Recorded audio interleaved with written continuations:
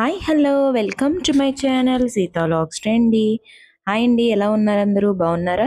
ఈ వీడియోలో మీకు దసరా గురించి వివరిస్తాను. హిందువుల ప్రధాన పండుగల్లో విజయదశమి లేదా దసరా ఒకటి. విజయదశమిలో 9 రాత్రులు దేవుని అత్యంత భక్తి శ్రద్ధలతో పూజిస్తారు.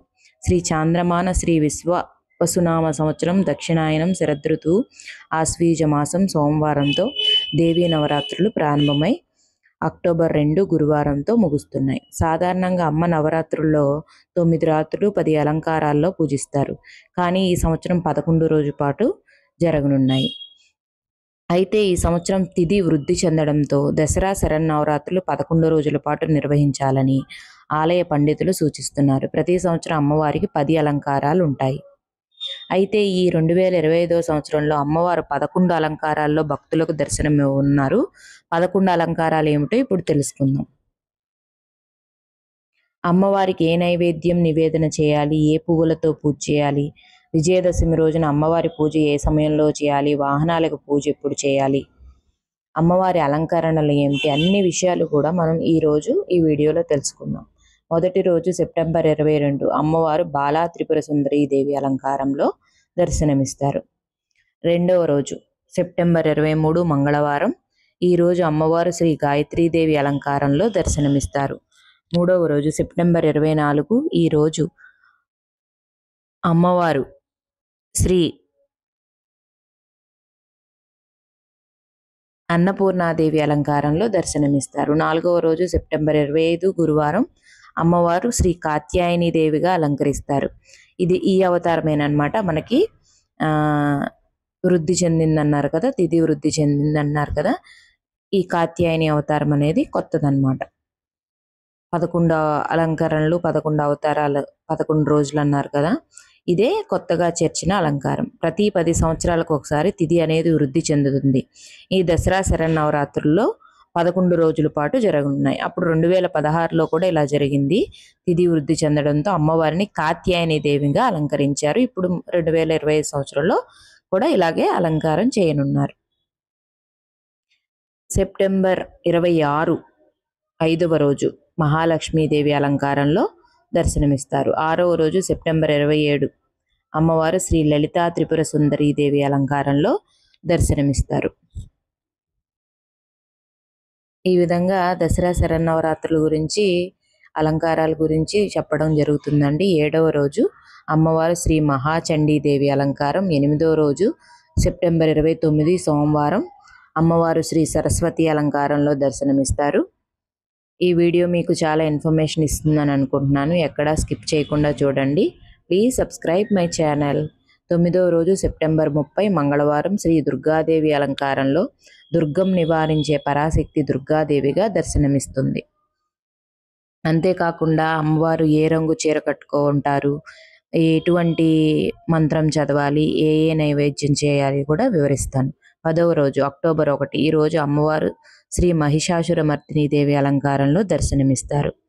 ఏ రోజు ఎటువంటి ఫలితాలు ఉంటాయి, ఏ నైవేద్యాలు పెట్టాలి అన్నీ కూడా మీకు ఈ వీడియోలో వివరంగా తెలపడమైందండి. ఎక్కడా స్కిప్ చేయకుండా చూడండి. Please subscribe my channel. ఈ దేవీ నవరాత్రుల్ని ఎంతో భక్తి శ్రద్ధలతో చేసుకోండి. 11వ రోజు వచ్చేసి అక్టోబర్ 2 గురువారం అనమాట. ఈ రోజు విజయదశమి పండుగను అంటే దసరా పండుగను జరుపుకుంటాం అన్నమాట. అమ్మవారి అనుగ్రహం ఉంటే మనకి పూజ అనేది చాలా చక్కగా జరుగుతుంది. ఈరోజు అమ్మవారు శ్రీ రాజరాజేశ్వరి దేవి అలంకారం 11వ రోజు అనమాట. అక్టోబర్ 2 శరన్నవరాత్రుల్లో అమ్మవారి చివరి అలంకారం శ్రీ రాజరాజేశ్వరి దేవి అలంకారం అన్నమాట. అలంకారాలన్నిటి గురించి మీకు వివరంగా తెలిసింది కదండి. చక్కగా ఇది ఇన్ఫర్మేషన్ మీకు బాగుంటే ఈ విధంగా అమ్మవారిని పూజ చేసుకోండి. దేవి శరన్నవరాత్రులు అంటేనే చాలా విశేషం. అమ్మవారి ఆజ్ఞ ఆశీర్వాదం లేకపోతే మనం అమ్మవారిని పూజించలేం. గట్టి సంకల్పంతో అమ్మవారిని పూజ చేసుకోవాలని ఆతృత ఉంటే తప్పకుండా అమ్మవారి ఆశీర్వాదం అనే లభిస్తుంది. పూజ చేయడానికి సంకల్పమే కాదు, భక్తి శ్రద్ధలతో అమ్మవారిని పూజించాలి. మగవారు, చిన్నపిల్లలు, పెద్దవాళ్ళు ఎవరైనా అమ్మవారిని పూజించవచ్చు. వితంతువులు కూడా అమ్మవారిని పూజించవచ్చు, కానీ కుంకుమ పూజ చేయకూడదు. అలాగే ఏడి సూతకంలో వారు అమ్మవారిని పూజించవచ్చా అంటే పూజ చేయకూడదండి. దసరా 9 రోజులు అంటే నవరాత్రుల యొక్క ప్రాధాన్యత. దసరాకు ముందు 9 రోజులు శారదా నవరాత్రులుగా జరుపుకుంటారు. ఇది దుర్గాదేవికి అంకితం. ప్రతిరోజు ఒక అవతారానికి ప్రత్యేకమైన పూజ ఉంటుంది.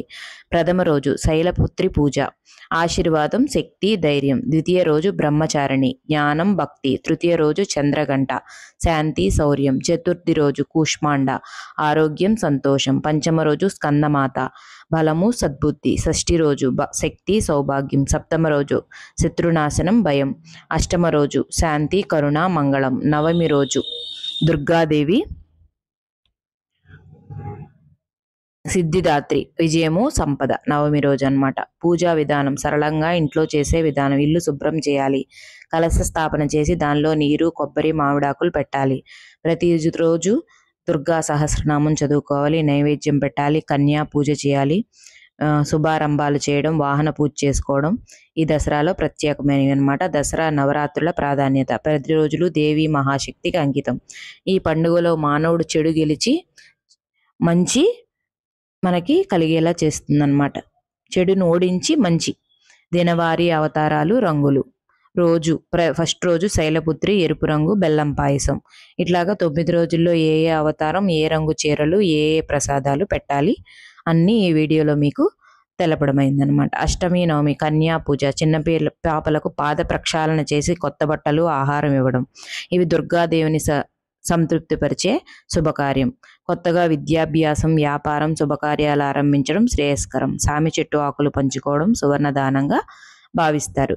లాస్ట్ రోజు చేస్తారు కదా ప్రత్యేక మంత్రాలు, ప్రతిరోజు చదవదగినవి. దుర్గాదేవి ధ్యానం. యాదేవి సర్వభూతేషు శక్తి రూపేణ సంస్థిత, నమస్తస్యై నమస్తస్యై నమస్తస్యై నమో నమః.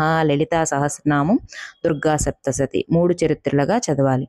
ఈ విధంగా మంత్రాలన్నీ పైనవన్నీ మనం ఈ శరన్నవరాత్రుల్లో చదువుకోవాలన్నమాట. రోజు మంత్రాలు, దేవి అవతారాలు. శైలపుత్రి, ఓం శైలపుత్రి అయి నమః. ఇట్లా ద్వితీయ, తృతీయ, చతుర్థి అట్లాగా 9 రోజులు ఏ ఏ అవతారం, ఏ ఏ మంత్రం చదువుకోవాలి. చతుర్థి కూష్మాండ, ఓం దేవి కూష్మాండాయై నమః. షష్ఠి కాత్యాయని, ఓం దేవి కాత్యాయన్యై నమః. దశమి విజయదశమి, ఓం దుర్గాయై నమః అని చెప్పి ఇట్లా మంత్రాలు ప్రతిరోజు చదువుకోవాలన్నమాట. జప విధానం. ఉదయం స్నానం చేసి శుభ్రమైన బట్టలు ధరించాలి. కలశం, దీపం ముందు కూర్చొని కనీసం 5 నిమిషాలు ధ్యానం చేయాలి. దేవి పేరుతో మంత్రాన్ని జపించాలి. జపం పూర్తయ్యాక పుష్పం సమర్పించి నైవేద్యం సమర్పించాలి. లాస్ట్లో హారతి ఇచ్చి కుటుంబం అంతా హారతి తీసుకోవాలి. ఈ వీడియో మీకు నచ్చిందా అండి? Thanks for watching. Subscribe my channel Seetha logs trend.